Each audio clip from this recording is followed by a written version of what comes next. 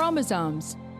Little strands of nucleic acids and proteins are the fundamental genetic instructions that tell us who we are at birth. Most people are born with 46 chromosomes, but each year in the United States, about 6,000 people are born with an extra chromosome, making them a person with Down syndrome. If you've ever encountered someone with Down syndrome, you know that they are some of the kindest, most joyful people you will ever meet. They truly have something extra. My name is Lisa Nichols, and I have spent the last 24 years as both the CEO of Technology Partners and as the mother to Allie. Allie has something extra in every sense of the word.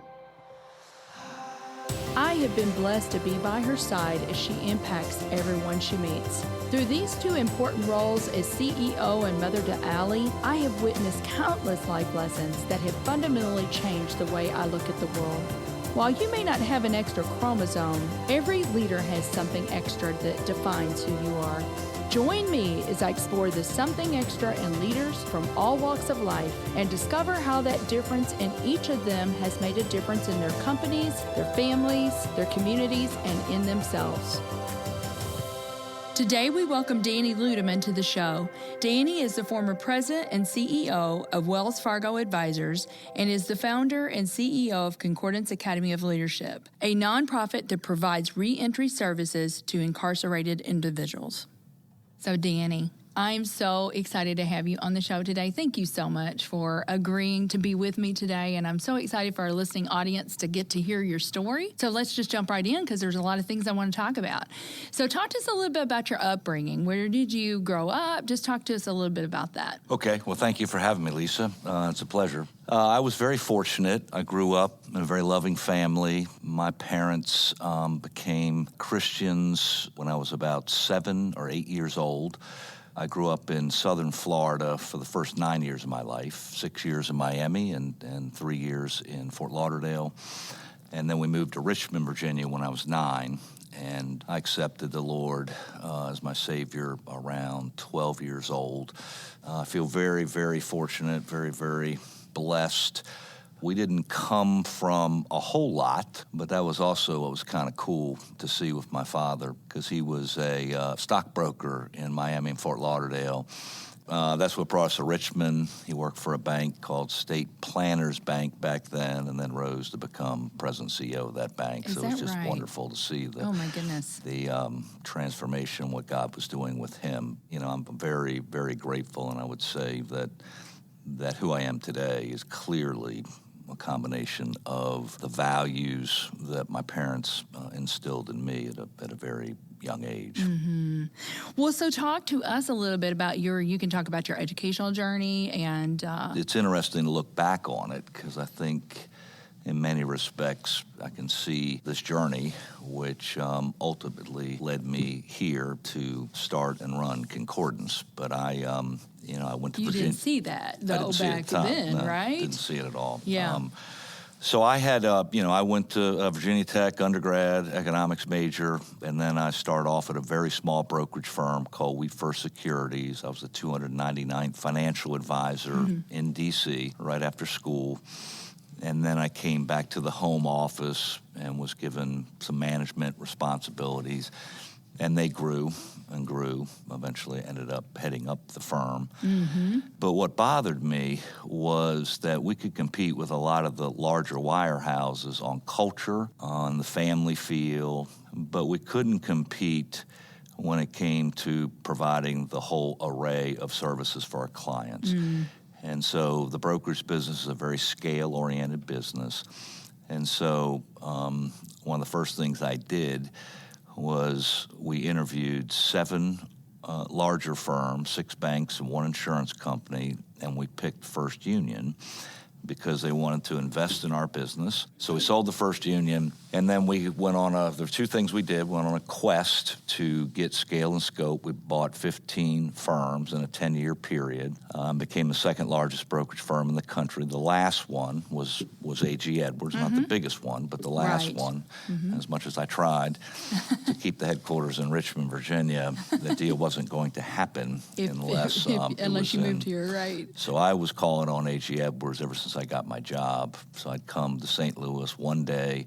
First 3 years were Ben Edwards, and then the next 7 years were Bob Bagby. Meetings were usually very short. They were fiercely independent, didn't want to consider merging with us. Sure. And then something happened when I called in April of 1997, and that's when I found out later they're being pursued by this other entity. So we could match social issues, price, pretty much everything. Could be more of a friendly, exactly, friendly situation, exactly. Right? But the other firm wasn't willing to keep headquarters in St. Louis, and so that was a give. And so we made a decision to move the corporate headquarters. We actually moved 1,400 families to St. Louis, which was the largest corporate relo ever done in America in terms of number of people moving. Mm-hmm. But it also violated every rule of Merger 101 because you don't want to disrupt both sides. Yes. And so where I fell in love with St. Louis was the city really did rally to help us. And so a lot of people that were in Richmond, just like people in St. Louis, they never moved in their life. They're born and raised in the area. They've gone to school in the area. And so because we needed people to move, Civic Progress, Regional Business Council, the Chamber, WashU, probably 10 organizations came together and helped us put what was referred to as Meet Me in St. Louis weekends. So we brought probably 1,800 families in over an 83-week period. And out of those 1,800 families that came, 1,400 That's incredible. moved. So it was, That's when incredible. when you feel a little vulnerable, I really, that's why I ended up staying in St. Louis. I love St. Louis and just the heart that the city had. They helped me and helped our firm greatly by recruiting all these people here. Right. So then you were the CEO for Wells Fargo Advisors for several years. You can talk a little bit about that, and then I want to really talk about your retirement and your halftime. Well, when we came to St. Louis in 2007 as Wachovia Securities, and then Wachovia, like a number of firms during the Great Recession, fell on hard times. And then Wells Fargo came in and bought Wachovia. I've been on both sides of mergers. I've been bought the bought and twice, the buying. and I've bought a lot of firms. Right. And Wells Fargo was a wonderful partner. They didn't have a very large brokerage operation, and so one of the first things they announced, like the day after the deal, was that they're committed to what became Wells Fargo Advisors, committed to St. Louis, committed to the campus. And so that took a lot of concern and worry out of the way. So, yes. Wells Fargo, they handled the merger very, very well. They listened. They really did not understand the brokerage business very well, but what I was thrilled with is that the then current CEO, John Stump, and now the CEO, Tim Sloan, they spent a lot of time. We had weekly meetings where we would pick a topic and we'd present a deck that we'd give to them a couple days in advance. They would always be very well-versed. They read each page, but we did that for a year and a half. And so they got to understand the business. Right. They felt comfortable with the business, and they invested a lot of money in us. So it really worked out extremely well. And realized that they didn't know a lot about it. So you guys were the subject matter experts. I think that's an important part of a leader, too. I was just thrilled that they kept an open mind. A lot of times I'm guilty, a lot of people are guilty of forming an opinion based upon, could be old information, could be partial information, and sometimes when that happens, we tend to look, it's called confirmation bias, and we tend to look at people, institutions, businesses through a lens that confirms our initial impression. And so somebody may do 99 out of 100 things exactly right, but if they do one thing that's a little different, that's what people tend to hang on to. So it was really them. I was just pleased that they were open-minded and wanted to truly learn. It's also a big lesson in leadership in that a lot of leaders, if they don't understand a business, and I saw a lot of this happening with shifts around where a leader would be put in charge of a business, and they would basically delegate the responsibility for that business to some leader, which is a good thing, but they never really took the time to learn the business and therefore added very little value.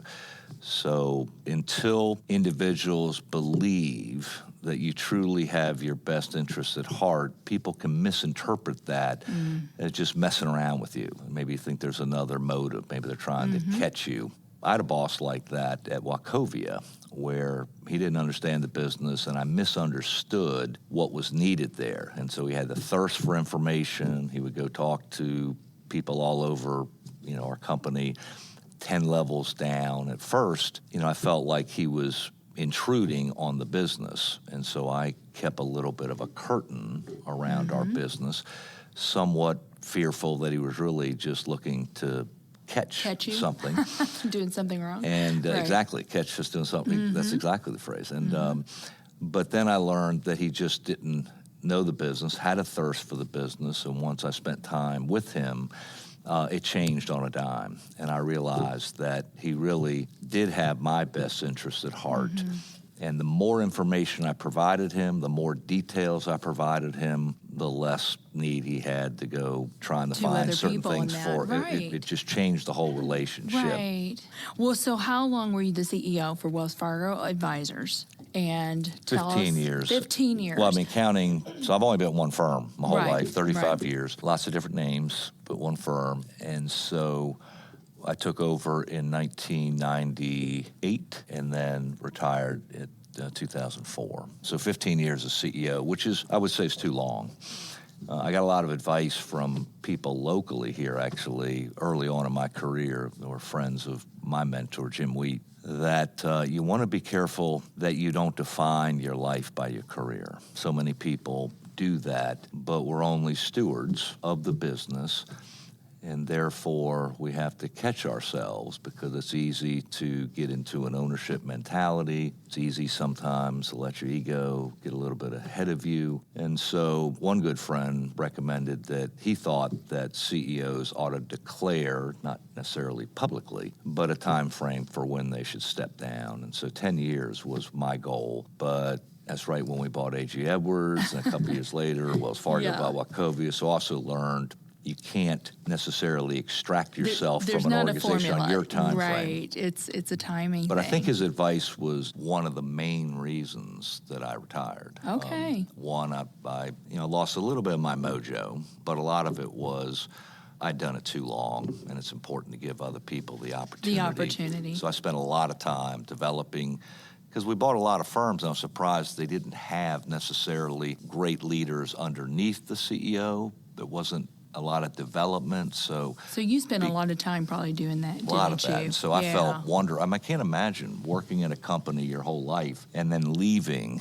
and then not feeling like it's in good hands. You're leaving them in good hands. There were a number of people that could have headed it up when I left. Well, thank you for sharing that. Well, we're going to take a quick break, and then we'll be back with Danny, and I'm excited for him to tell you what he's doing today. Hi, everybody. I just wanted to take a second and tell you about something our team at Technology Partners can do for your business. We have spent over 2 decades partnering with organizations and helping them solve their IT needs from a 360-degree perspective. A huge part of how we solve those needs is by developing custom applications of all shapes and sizes. If your team is looking for software and an out-of-the-box solution just isn't right, it's time to consider how we might be able to help. Go to tpi.co/custom apps and learn more about our awesome capabilities. All right, we're back with Danny Ludeman, and I want Danny to talk a little bit about his journey after he retired from Wells Fargo Advisors, and then he'll get into a little bit about what he's doing today, which is really exciting. So when I retired, the only thing that I was certain of is I wanted to go to seminary. Not to become a minister per se, but just to learn more. And on my application, when they asked me questions about it, and I applied 6 months to a year before I retired because I wasn't sure if they would accept me. It's been a while since I applied to a graduate school. But I put on there that my purpose was to learn more about how to love God with all my heart, strength, soul, and mind, and how to love my neighbors myself. So that was the purpose. So I did get accepted, and I enrolled. I started classes January 2014. And so that was happening. And then I received this beautiful letter as a result of the article from a woman named Candace O'Connor, who was chairperson of this very small nonprofit in town called Project Cope. And Project Cope had been doing wonderful things for about 30 years, very small, where they had like one caseworker, they had 11 apartments, and they were serving people that were coming out of one of the 21 state penitentiaries in the state of Missouri. And the coolest thing they did was they formed these partnership teams with houses of worship where people from those houses of worship would spend, there would be about 5 or 6 on a team, and then they would walk side by side, their partner, as they called them, for a year. So they were looking for an executive director, and so I met with her only because the letter was extremely beautiful. Later found out she was a Pulitzer Prize winning author, so that probably has something to do with the letter. After listening to her, what they did, I went back and talked to Susan. I said, I'm just not sure about this. I want to help people, but this might just be too much in the bowels of society for me. I didn't really know anybody had gone to prison, but it scared me. You know, I feel somewhat embarrassed now to admit that, but I think it's like a lot of things that are new that we don't understand, that we have certain perceptions about. Again, that's where fear comes in. But because she was persistent, I met with her again, and it was in the second meeting that is the sole reason I started Concordance and I'm here now, and that was she relayed a statistic. She said that 77% of people that come out of prison commit another crime within a 3 to 5 year period, and it's been that way for 30 years, no improvement. And so it was a head thing for me. You know, a lot of things I don't do well, but one of my God-given talents is strategic planning. And so I went back and talked to her and said, listen, I can't be executive director now. I just need more time to discern, but I will help you do a strategic plan. And it wasn't just a plan for Project Cope. It was really more of a plan for how do you solve this holistic problem. And so from there, I called the governor, who I got to know. This was when Governor Nixon, because of all the jobs, we moved to St. Louis. So he was my second person on the committee. And he said, you know, Danny, I'm probably not going to be able to make a lot of your meetings. So he put his chief of staff on. Then the fourth person was the head of corrections for the state of Missouri, George Lombardi. And then it grew from there. County Executive Charlie Dooley, County Executive Steve Ellman were part of this, all the police chiefs. It grew to about 70 people. And like any strategic plan you'd be familiar with, we took 5 work streams, allocated them out. Somebody looked at the 8 criminogenic factors. Somebody looked at just the effects of cognitive thinking on just being incarcerated alone. So if you and I went to prison somewhere around the 9th to 12th month, our thinking would change as a survival mechanism, and you need to undo that when you come out. We looked at the 4,500 laws in Missouri that are on the books that affect some type of reentry activity. And so the question that the group was trying to answer, and there really was one question with one subpart to it, and that was with proper leadership, proper resources, and using only evidence-driven practices, could you materially lower reincarceration rates, first in St. Louis, then Missouri, then the rest of the country? And it was unanimous at the end of 9 months. So from that point, we hired WashU to develop our whole reentry model. And after we developed the program, and while we're doing that, it took WashU about 1.5 years to do it. Then I met with a number of people in the community. I wanted to see if they would support this effort. And then I went out and started raising money. You raised a lot of money in a very short period of time, Danny, didn't you? But I was very fortunate. The business community rallied behind this. And so it was, and that's what I like about St. Louis, because when there is a big problem and a spotlight is focused on that problem, St. Louisans rally like nobody I've ever seen before. So it's been wonderful. We've been providing services. We took our first class May of 2016, so we've been doing this for 2.5 years. Our goal has been to serve 250 participants each year, 42 in each class. So we have a statistically significant population. We just finished interviewing class 13. Our program is 18 months. We have clinicians and educators in 3 prisons that tend to release mostly to St. Louis. So we're in the two men's prison, Pacific and Bonne Terre, and then we serve the women's prison in Vandalia.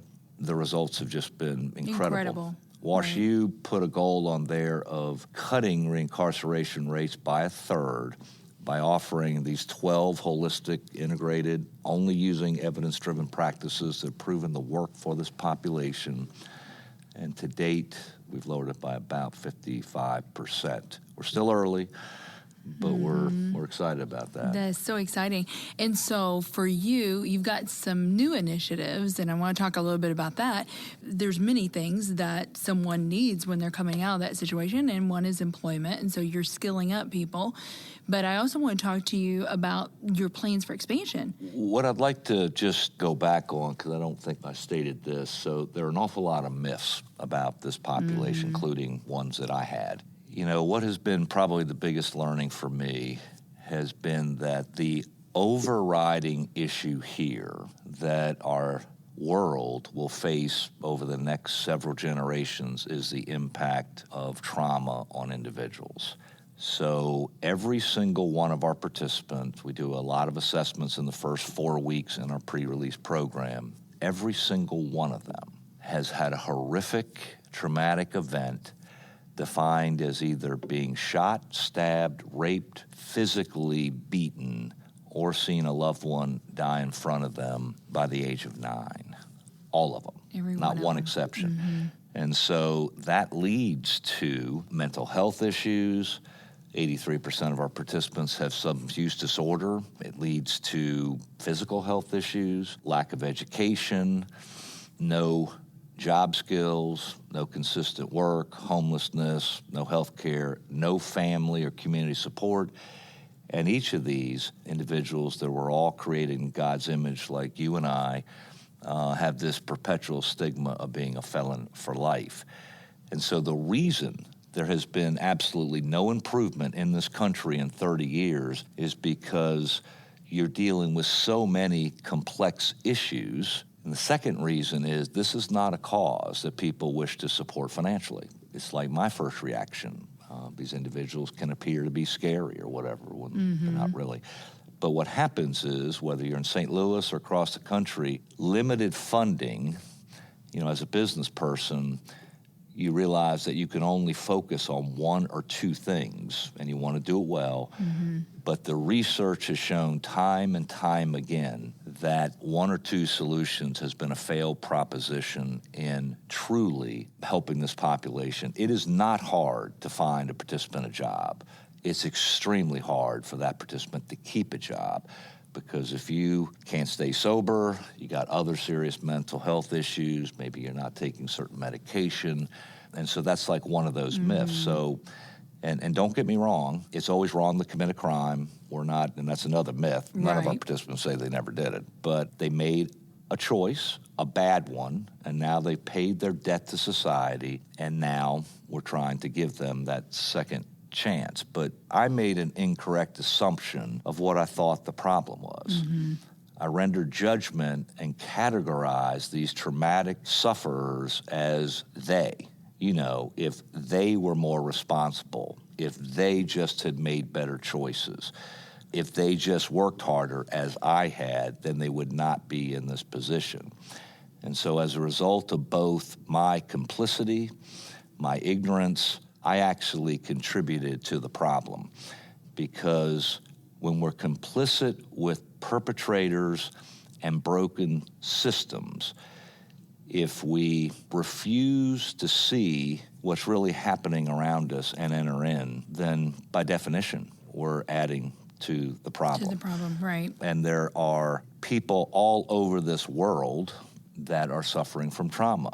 So Susan and I actually had to stop looking at these assessments after the 4th class. It was too painful. But therein lies the problem, I think. We don't want to look at horrors occurring all around us. And so we choose not to know, or we try to block it out until it infringes on our world, on our own comfort, on our own relationships. I believe that the evil, sin, suffering that do not touch our worlds We work extremely hard at keeping it at away. a distance. Right. And now, after these 2.5 years of running Concordance, I've worked with many, many people in the normal course of events would never have been brought into my life. And maybe perhaps the thing that's affected me most is just listening to people that have no words. It's like wordless grief. Because these things were not a part of my life. They belonged to other people. Mm-hmm. But they were brought to me, and I was invited in, and going into such things is naturally disturbing. It affects our thinking, it affects our feelings, it's affected my sleep. And so I had to change my mind about things I was sure were true, and ask questions that I thought had already been answered. And my love of comfort, my tidy life, and just the nature of things in this world meant that my heart had to be transformed by God. Because I love these things too much in my natural state. And God commands us to do justice, love mercy, and walk in humility with those that are oppressed. But I want all of your listeners just to imagine for a moment that whatever horrific event that occurred in your own life or your listener's life, or maybe through your child's life, just imagine going through that alone. All the fear, all the depression, all the anxiety, all alone. And I would ask, how do you think you would have survived? Where would you be right now? Because that is the experience of all of our participants. It's just been very eye-opening for me, and it's changed a lot of my view, but it didn't come from me. I started doing this because it was a head thing, it was a problem to be solved, and it quickly became a heart thing.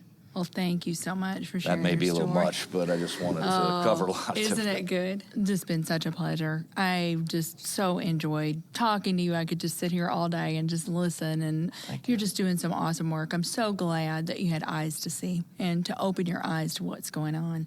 But I want to talk, before we close out today, I really want to talk about the Something Extra. This is Something Extra podcast.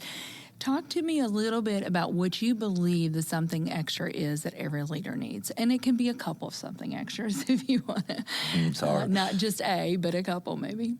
Humility would be one that comes to mind, and I like the definition that C.S. Lewis uses around humility, which is not thinking less of yourself, but thinking about yourself less.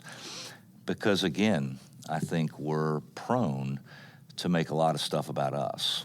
And if you don't have true humility and you don't understand that your sole purpose on being created on this planet is to love God with all your heart, all your mind, all your soul, and to love your neighbor as yourself, then I don't really believe you can be this servant leader.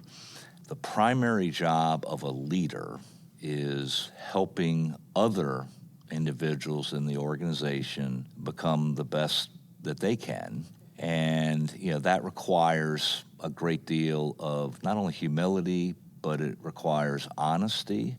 But a lot of these things won't happen until people truly believe, not through your words. We talk around here a lot. We don't really listen to people's words that much. We watch their feet, because it's natural that I may want you to judge me on my good intentions, but you can only judge me on my actions. And so when we talk about watching feet and helping people the best they can become, this internalization that my job is to first and foremost understand you. Understand you not as a professional, but as a person. Human being.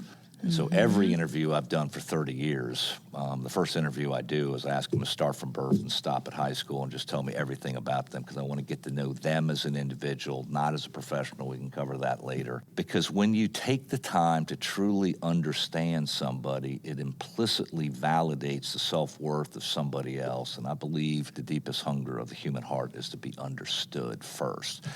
And when you understand somebody and what they're dealing with, everybody's got their own story, then I think you can truly help that person. But there is one thing that I was taught, I've tried to do this all my life, is we strive to be the very best there is, not the best we can become.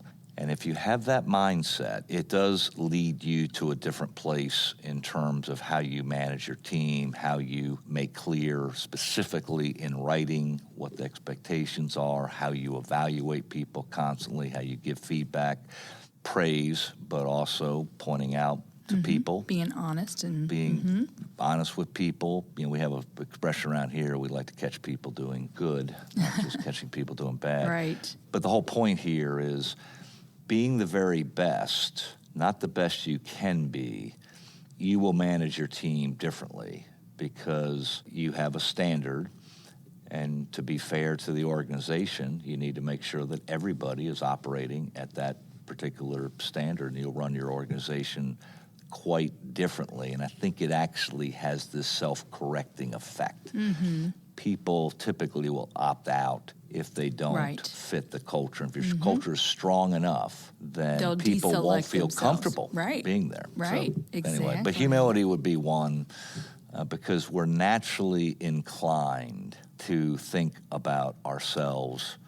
And I've actually tried to give people a little test, like see how long during the day can you go without thinking about yourself. It's hard. And I think that's one of the issues that you have even when we talk about trauma. I mean, when people are hurting, it's very hard not to be thinking about yourself.